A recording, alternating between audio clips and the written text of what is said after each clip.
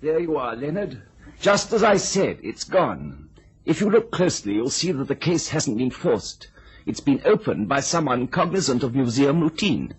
Certainly looks like it, Sir Henry. Inspect it yourself. No, Sir Henry, I'll take your word for it, of course. The thing is, what do we do now? It really ought to be reported, you know. Of course I know that. But I want one chance at getting it back first. I don't want the police or the curator to know about the loss for 2 days. That means you'll have to stand by me, Leonard. You mean keep mum about it, Sir Henry? I believe that is the expression, yes. But surely the police have a better chance of recovering it. Not at this stage, they haven't. I'll admit I'm playing a hunch, and that I'm taking a chance on a man I'm going to ask to work for me. For the very simple reason that I've never met him before. But I'll call on him this morning. He has an office at 33 Half Moon Street.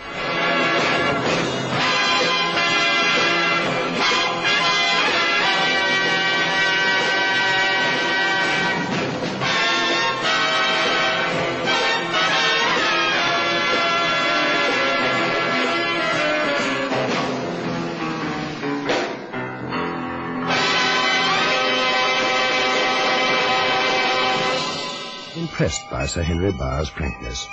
An unassuming little man, he peered at me over the rims of his round-lensed spectacles, and when excited, seemed to have difficulty in controlling the position of his ancient dentures.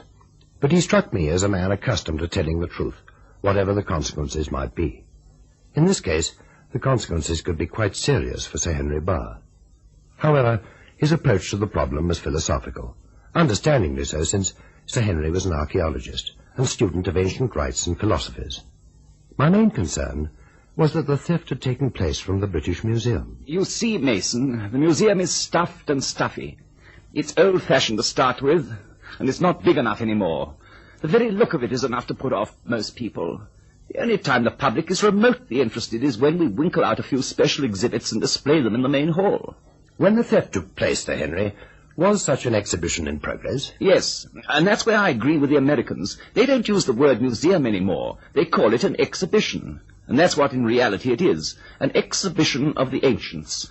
Culture of the ages exhibited for all to see in this modern age. I sound like a soap salesman. Oh, not a bit of it. I know exactly what you're driving at, and I find your conversation interesting and illuminating. I'm flattered, Mr. Mason. Thank you. Well, let me tell you about this exhibition. I was in sole charge of it, having had more experience than most people in London at this time. It was mainly a lapidary show. Oh, does that puzzle you? I saw you blink. Stone polishing, isn't it? Cutting and polishing and etching.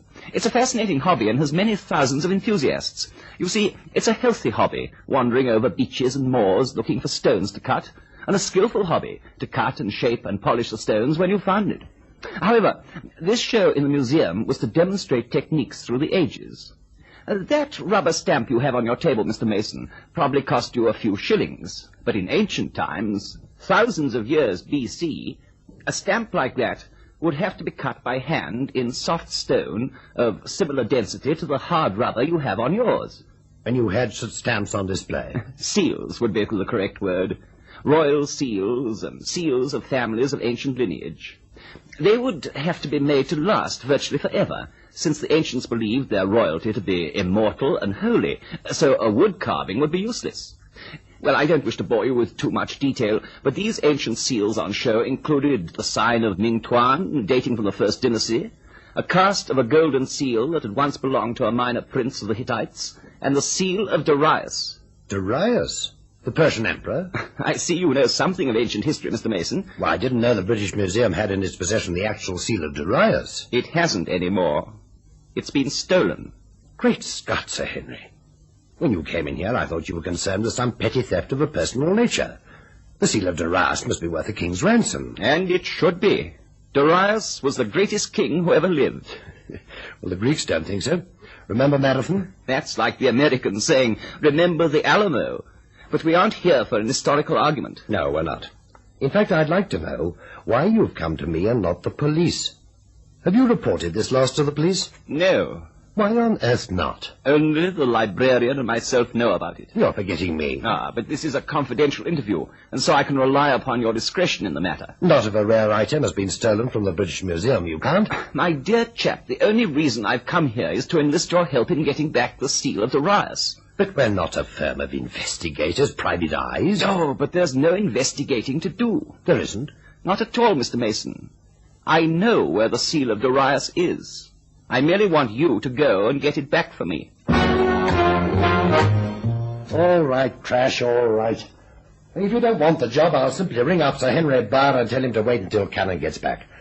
Well, he'll take on the job with alacrity. Well, who's refusing the job, Chief? All I said was, if the seal of Dorian has been pinched, it's your duty to report it to the police. And what's more, I stand by what I say. You don't understand, Crash. You just don't understand. You've never met the little man. He's completely on the level. Just because he's little, Hitler was a little guy, too. If you're worrying about the enormous value attached to this seal, then you can forget about it. The intrinsic value is incalculable, but it has no immediate cash value. Or even a pawnbroker would laugh if you tried to pledge it. It's been stolen by some unknown to Sir Henry, a collector who simply wishes to gaze enraptured upon this wretched thing and dream that he is Cyrus in Babylon. And if he knows where it is, why doesn't he go and get it back? I've just told you he's a little man. Or in stature, that is. The job's dangerous. You mean this collector's some kind of a nut? Perhaps. Well, there's danger, to be sure. He said so. That's why he came to us, to help him recover the seal and put it back in the British Museum. What are you doing? Phoning Sir Henry to tell him to wait for Cannon's return. Oh, no, you don't. Now, why did you do that? I thought you didn't want the job. I've changed my mind, Chief. Where is this seal of Dorian? I don't know. You don't know? But you just said that... I know what I said. Sir Henry said we'd know the location of the seal when the evening paper came out tonight. Where do we look? The agony column? Sports page. And before you accuse me of schizophrenia, let me tell you that I've worked it all out. Look for yourself on the back page. What's the sports headline? Postponed marathon now to be run at White City on Friday the 13th of June. So, what does that tell us? It was at Marathon that the Athenians repulsed the Prussians as they tried to invade. A chap called Philippides ran all the way to his leader to tell him the good news, and he dropped dead at the end of it. The distance he ran is the distance of a marathon race. Has been perpetuated in the Olympic Games ever since. Oh, you don't say. When did all this happen? Well, if my memory serves me right, it was in the year 490 B.C. Athenians being Greeks, yes. Well, of course. There is a list of runners in the marathon. One of them's named Populopidus. And from the look of his picture, he's no Norwegian. Here, let me see. Populopidus. Pop for short. So it is. Crash, I don't think we need confirmation from Bauer. The secret to this mystery lies with this Greek runner. No, what's his name? Pop for short. He's got a good record, too. Harry Wilmot writes that he's the East European champion. And if there's a nip in the air on the great day, he ought to win the marathon easily. Extraordinary how these sport writers make a human race sound like a horse race. It's not only the sports writers who do things to the human race, Chief. Touché. Well, where do we go from here? Nowhere. Not until Friday. Then we go to White City and take a look at this Pop guy. Well, Friday's out for me. I have a bridge date at the club. Then I'll go alone. Suits me. I've got to play it off the cuff anyway. The seal of Dorian. It has an ominous ring, hasn't it, Crash? Yes, Chief. For no reason at all, it sounds sinister. We have observers situated along the marathon route, and they will relay messages to me, and I, in turn, will tell you what the positioning is with the contestants. The first news comes from Wormwood Scrubs, where the runners are strung out along Wood Lane. Britain's Mervyn Smith is leading, followed by the Frenchman, Laplage, and then 6 British runners, Dawson, Patley, Rogers, Lane, Bristow, and Smart, and then comes Jackie Peterson from South Africa, who's in very good shape. Oddly enough, the Greek runner Populopidus, who was particularly fancied for today's marathon at White City, is nowhere at all.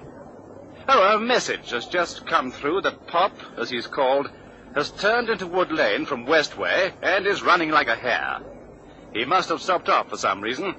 Anyway, when they've completed the full marathon course around London, they'll arrive back here in the stadium and complete 2 laps for the full distance.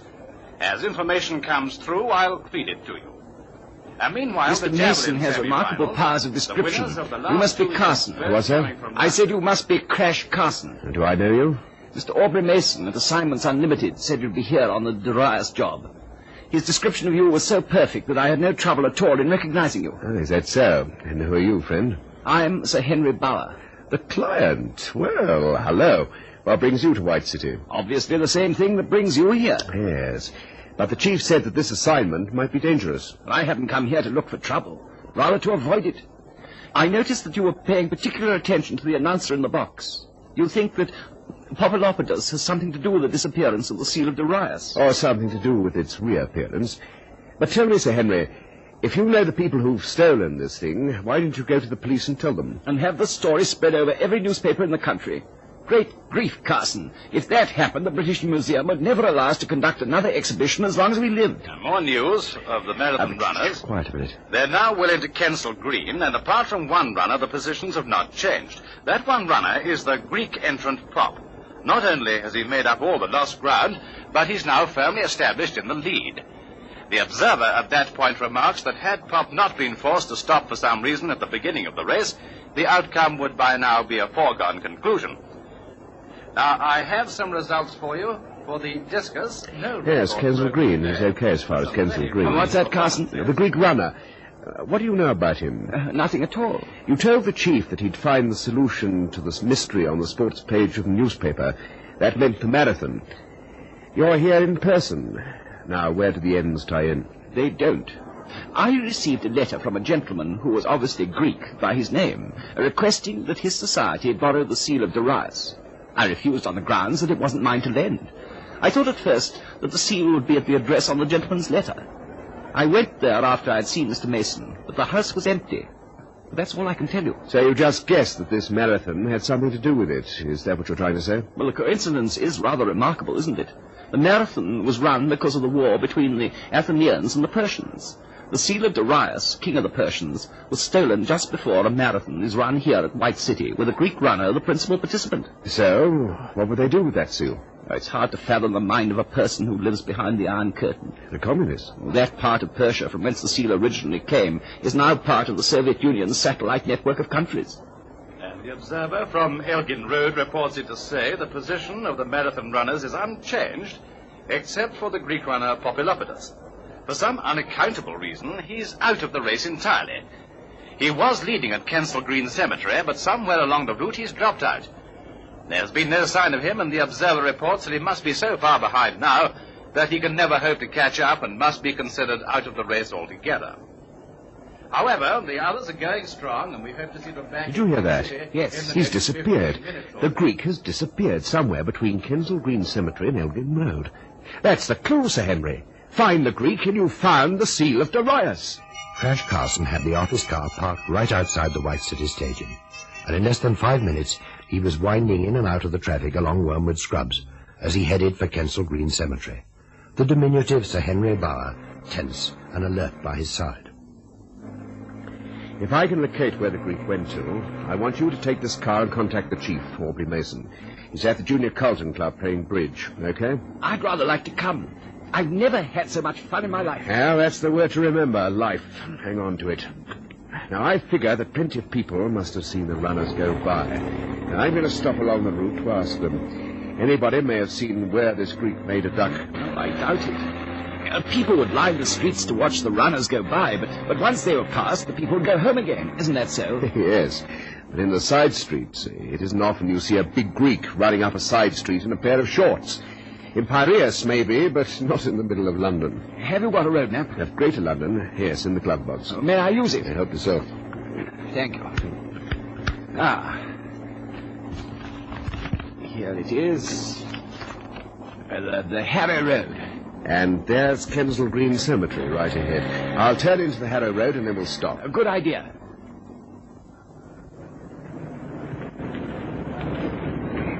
Can I have a look at the map? Okay, so he disappeared somewhere between here and Elgin Road. It could have been into any one of these turnings. Yes, dozens of them. It's hopeless, isn't it? Well, patient investigation and questioning might show us where he went. In any case, if he's really disappeared, then there'll be a police search for him. That may take hours, days. Well, Sir Henry, you take a good look at the map. Maybe you've got some idea of where he went. That's like looking for a lost poodle in a maze. Lothrop, Compton, Barons. I say, Carson, here's something unusual. These streets are numbered. You know, like in America. I didn't know we had numbered streets. I thought all London streets bore names. Yes. You thought of something? Yes, look. 6th Street, 5th Street. See here. So what? Darius was at his zenith in the 5th century B.C. So you figure we try 5th Street? It's just over there. All right, let's walk. I'm going to ask the first person I meet in 5th Street if they saw a big Greek in running shorts. If the answer's in the affirmative, then we'll know that someone has been laying an easy trail for us to follow.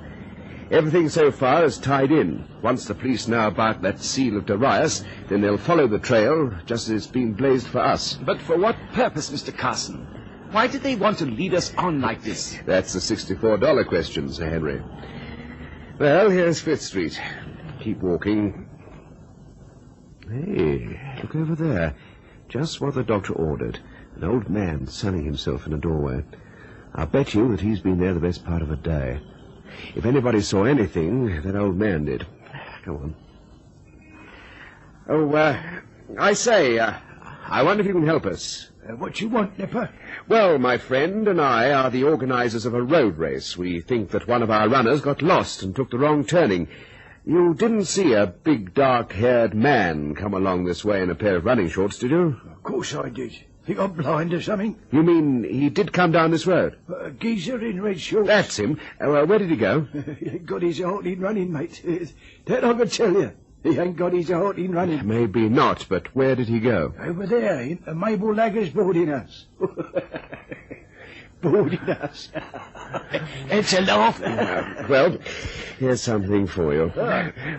Buy yourself a drink. Oh, thanks, mate. You're a real gent. Come on, Sir Henry.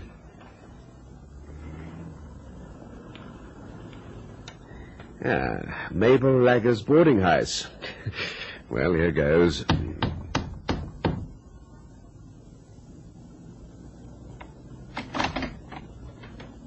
Yes? Are you Mrs. Lagger, ma'am? I'm Mabel Laggers and still free of the bonds of holy matrimony. If you're looking for digs, you can look somewhere else. I'm full. We're not looking for digs, Mabel. Hey, who are you? Peelers? No, that little bloke could never get into the police force. What do you want? We're looking for a friend of ours, a marathon runner.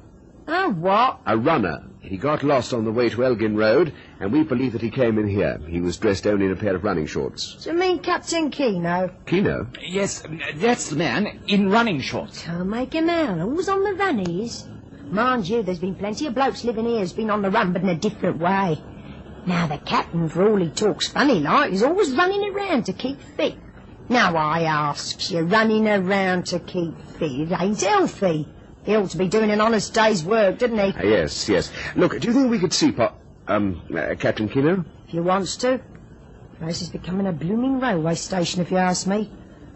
There's the captain, lives here for 4 years and don't talk to nobody, and then all of a sudden the place is full of people wanting to talk to him. You mean he's had other visitors today? And 3 of them. Captain was out, so they waited in his room for him. Well, if you want to see him, you might as well go up too. Are they... these other visitors, are they still in the captain's room? Must be. They haven't come down here. If they had, I'd have heard them, wouldn't I? Well, go on up, you go. They're letting a draft in. Thanks. Give me a shout when you want to go. I'll let you out. Captain Keno. Well, I think it's the same one. Must be. Mr. Carson, look! There, on the settee. Ah, yes, I can see. He's dead. It is Popolopoulos. I recognize him from the start of the race at the White City. Me too. Now here he is, lying on his stomach on the settee, dead as a doornail. Look over at the window. That's how the visitors made their getaway. His murderers. Well, Sir Henry, there's no chance of keeping the loss of the Darius seal a secret anymore. This is now a case for Scotland Yard. Who's that? Let's have a look, see. Brought the captain's tea. Well, move aside. He's changing at the moment. I'll take it. Getting very prim and proper, ain't we? Well, I knows how to behave like a lady sometimes. Here you are. Mabel. Yeah? That old man who sits in the doorway on the other side of the road. Do you know who he is? What's old man? Well, he was sitting in the doorway opposite when we came in. He gave me the impression that he lived there. Then your impression's dented, mate. In this place you don't find any gentlemen, and they don't live to grow old. But I spoke to him. You did? Well, then you better put more water with it. Because I've lived here for the past 30 years, and there ain't never been no one sitting in no doorway over the road. Do me a favour and bring the tray down with you when you go out. Okay. The old man over the road was a plant, a phony. Someone put him there to make quite sure we'd find Pop's hideaway. The old man was the last blaze on the trail. We were meant to find the Greek, eh? Don't you know better than to touch a body? What did you turn him over for? Look at his throat. It's branded. He's been branded in the throat. There's a pattern where the flesh has been burnt. Looks like a warrior in a chariot spearing a lion. What sort of brand do you suppose that is? I know what it is. It's the seal of Dorian.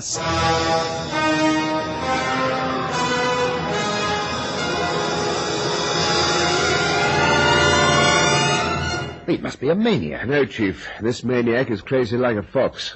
Care to tell me about it? I work here too, you know. I'm sorry, Chief, but I just didn't have time before. I'll give you all the lowdown. First of all, just as I've told Sir Henry Bauer, and then what my preparations are for tonight. That's a secret between you and me and Inspector Gorshin of the Yard. The murder squad? What else? Oh, by the way, whatever you do, don't come near my apartment tonight. You expecting trouble? I'm hoping for trouble. Is Cannon going to be sore when he finds out that he missed this one? Yes, I suppose so. Both of you are dangerous disciples. Well, what about the seal of Darius? It's like this, Chief. When the Emperor Darius first had this seal made, he used it, not as you would suppose, on official documents and so forth.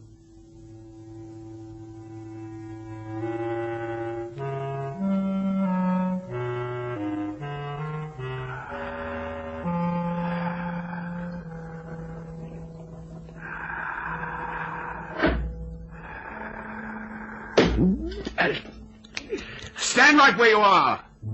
You make one move and I'll empty this Luger into your stomach. Are you all right, Carson? Right as rain, Inspector. Come on in. The door's unlocked. Now, you stand quite still, friend. There's someone out there you'll enjoy meeting. Get inside and don't try any funny business. This is an outrage. Are you kidding? Where'd you find the little man, Inspector? He was waiting in the car on the corner. Nice work, Carson. Have you questioned this man? Not yet. Would somebody kindly tell me what all this is about? You'll hear about it plenty when you stand trial, Bauer. Your friend here thought that was me in the bed. I made it up with cushions to look like someone sleeping. So when he climbed in through the window, he went over to the bed and plunged that knife into what he thought was me. You've got nice friends, Bauer. But you see, after I blew the gaff to you, I figured that you'd decide to eliminate me. You can't prove a thing. You're wrong, Bauer.